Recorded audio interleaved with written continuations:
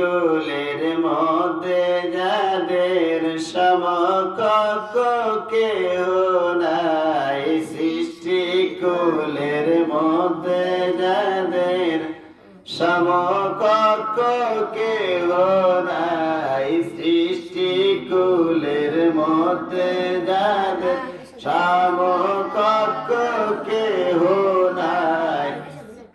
কোরআন তালিমের ছাত্র শিক্ষক এরাই কেবল শ্রেষ্ঠ হয়।